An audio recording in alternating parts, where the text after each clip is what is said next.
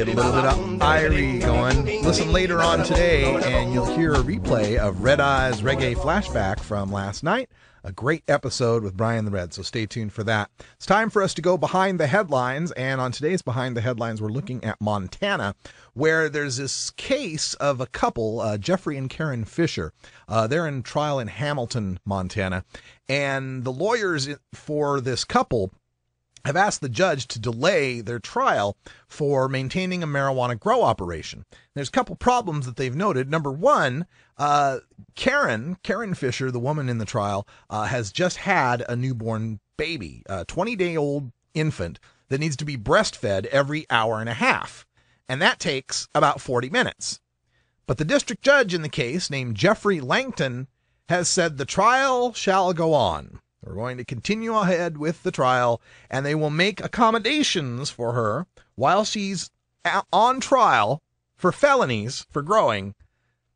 No word about what kind of stress that will give this mother as she's trying to breastfeed a child in the first few most formative days of its life, but okay. Now, the way this case breaks down is the Fishers, Jeffrey and Karen, the Fishers are accused of helping to maintain a grow house that was way above the legal limit for what you can have for grows in Montana under their medical marijuana law. And it all started when a kid was, he was caught handing out marijuana candy on a school bus in Hamilton, Montana, right? They detained this kid, allegedly, who was handing out these marijuana-laced candies. And the kid then tells the officers that her stepfather, who's a guy by the name of Robert McCoy, was a medical marijuana provider who produced medical marijuana at a shop in their home. And the mom, Andrea McCoy, produced the candy. So they're infused product manufacturers, basically, for medical marijuana. All right, so that's the McCoys. That's one couple.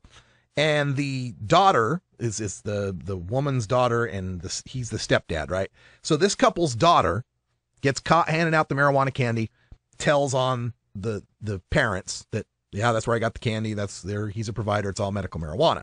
Well, they get the warrants, they do the searches, and the court records show that upon a second search, they found some notebooks with a time log in it detailing who was watching the plants, when the plants had to get watered, who was on what shift, that had the Fishers' names in that notebook, right? Jeffrey and Karen Fisher, the newborn's mother, right?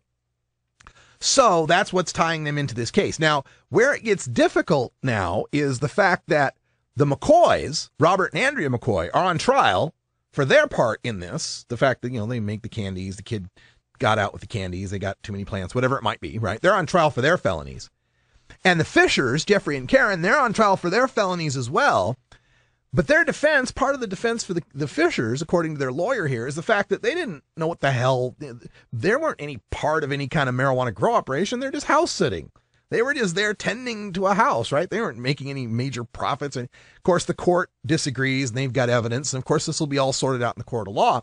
But as part of their defense, naturally, they would want to bring in Robert McCoy, Andrea McCoy, and, get them to testify. But of course, that can't happen because we have this little thing called the Fifth Amendment. If McCoy is on trial himself, you can't call him to testify at your trial and ask him all sorts of questions about this grow site that was at his house, stuff that might incriminate him in his other trial, you see. So their defense is kind of hamstrung by that. They can't really bring up the fact, they can't really argue that part of it. So it's really frustrating. So they ask him to delay the trial. The judge says, no, we're not going to delay the trial. And they only asked, can we just delay the trial maybe a month or two? Let this baby get, it's less than a month old, right? 3-week-old baby. Can we let the baby get a little bigger here? And the baby, as the baby gets bigger, you don't have to feed it every 90 minutes. So maybe we'd have so many delays in the trial. And the judge said, no. And furthermore, you might think, well, okay, maybe the way around this is, okay, you got the mom sitting there on, at the defense table, and she got the baby, underneath a blanket or something like that, right? I mean, that might be the way they're going to work around this. No. Judge Langton already made, actually, it was the prosecuting attorney, Geist is his name, the prosecuting attorney had already made a motion to keep the baby out of the courtroom so the jury wouldn't be prejudiced, right? So the baby can't be in the courtroom. So they're going to have to delay the trial every 90 minutes for her to go for 40 minutes worth of breastfeeding. It's ridiculous. Now, in the comments section that comes with this is the most interesting. There's only one comment on this, and I just wanted to read it verbatim. I just thought it was interesting. Is this the same Judge Langton that used to come to Missoula to totally intoxicate himself because Hamilton is just too small a town to try and hide such gross legal drug abuse? Now he's a recovering total former raging alcoholic, supposedly in rehab and remission? Is this the same Judge Langton that traveled to Missoula and became so intoxicated that he passed out in the Missoula Holiday Inn hallway before he could crawl to his room after consuming who knows how much of the legal drug ethanol? I nominate you for Hypocrite of the Year. If you had any self-respect, you would have resigned back then instead of continuing to feed at the public trough and burn through your fine taxpayer-funded health insurance benefits. That's called accepting personal responsibility. How much did your drug rehab cost us? Did you give up a dime of pay while you healed, even though you were gone for weeks or months? Almost like a paid vacation, huh, Your Honor? Woo-hoo-hoo. Now that's a comment there, and if you want to go to the website and check out the rest of this piece, I've got a link that I'll post in our blog and also in our chat room here at 420radio.org. You can join that here with our Ustream login. Just type /login. It'll get you right logged in, and we can have a good time in the chat room. But first, we've got something very important to get to. As you know, we have very strict union rules, and here's our safety inspector, Brian the Red. Yeah, I'm going to get right on that. We'll be right back. Oh, have you ever met that funny reefer man? A reefer man.